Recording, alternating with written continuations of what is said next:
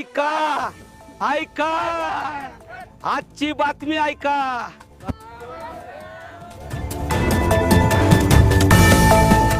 नमस्कार शेतकरी मित्रांनो, आपल्या चॅनलवर तुमचे स्वागत आहे। गेल्या 48 तासात शेती आणि सरकारी योजनेच्या जगात मोठ्या घडामोडी घडल्या आहेत। कापूस सोयाबीनचे भाव असोत किंवा लाडकी बहीण योजनेचा हप्ता असो किंवा कर्जमाफीची चर्चा, आम्ही घेऊन आलो आहोत टॉप 25 कृषी बातम्या अगदी सोप्या भाषेत आणि एकाच ठिकाणी। त्यामुळे व्हिडिओ शेवटपर्यंत नक्की पहा, कारण 21व्या नंबरची बातमी तुमच्यासाठी खूप महत्त्वाची आहे। चला तर मग सुरू करूया। सुरुवात करूया सर्वात मोठ्या बातमीने। लाडकी बहीण योजनेचा नोव्हेंबरचा हप्ता अनेक महिलांना अद्याप मिळालेला नाही।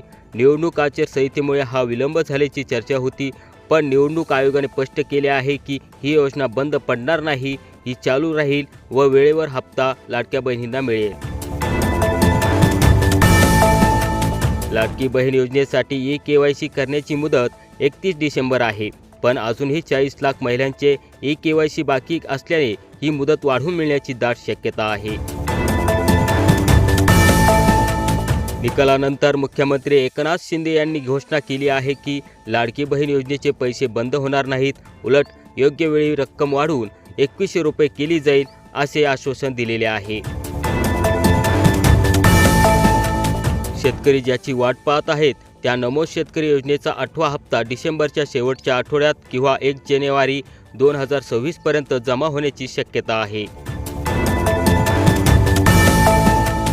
सावधान, नमो शेतकरी योजनेच्या यादीतून अनेक शेतकऱ्यांची नावे कमी झाली आहेत। ज्यांनी इन्कम टॅक्स भरला आहे किंवा ई-केवायसी केलेली नाही अशांची नावे वगळण्यात आली आहेत। तुमचे नाव यादीत आहे की नाही हे पोर्टलवर जाऊन नक्की तपासा। पीएम किसान योजनेचे पैसे मिळाल्यानंतर आता राज्याच्या योजनेचेही पैसे लवकरच मिळणार असल्याने शेतकऱ्यांना दुहेरी दिलासा मिळणार आहे। पीक विम्याबाबत एक सकारात्मक बातमी आहे। राज्य सरकारने पीक विमा योजनेच्या प्रशासकीय खर्चासाठी सुमारे 31 कोटी रुपये मंजूर केले आहेत। यामुळे प्रक्रिया वेगाने होईल।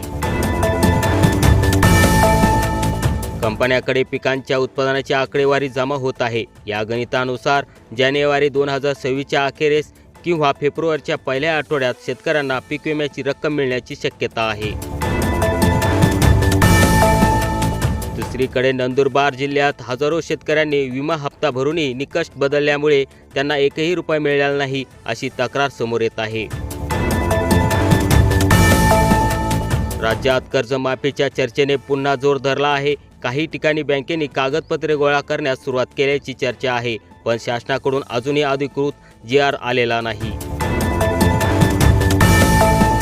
शेतकरी संघटनेच्या दबावानंतर सरकारने समिती नेमली आहे।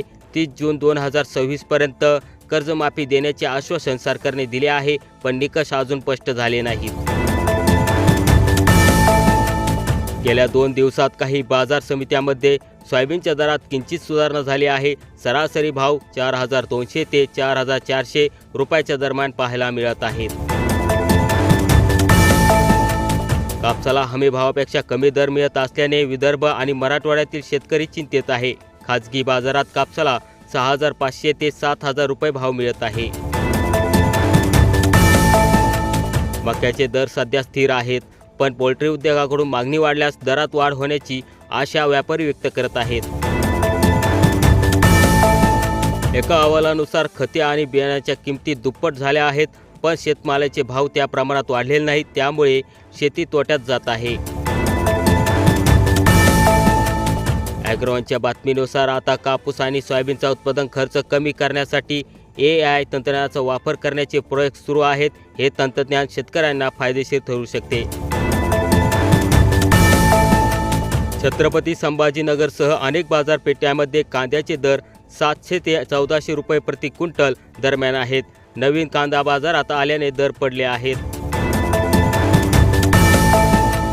काही दिवसापूर्वी तेजीत आलेला टोमॅटो आता 1500 ते 3000 रुपये क्विंटलवर आला आहे। आवक वाढल्याने दरात घसरण झाली आहे। राज्यात थंडीचा जोर वाढला आहे। उत्तर महाराष्ट्रासह विदर्भात तापमान घटले आहे। याचा रब्बी पिकांना विशेषतः गहू हरभऱ्याला फायदा होत आहे। मात्र हीच थंडी द्राक्ष बागासाठी धोक्याची घंटा आहे. नाशिकमध्ये द्राक्ष बागायतदार थंडीपासून बाग वाचवण्यासाठी उपाययोजना करत आहेत. काही साखर कारखान्यांनी ऊस तोडणीसाठी शेतकऱ्यांकडून पैशाची मागणी करत असल्याच्या तक्रारी वाढल्या आहेत. यावर कारवाई करण्याची मागणी होत आहे. रब्बी हंगामात बोगस बियाणे विकणाऱ्या कृषी सेवा केंद्रावर कृषी विभागाने धाडी टाकल्या आहेत.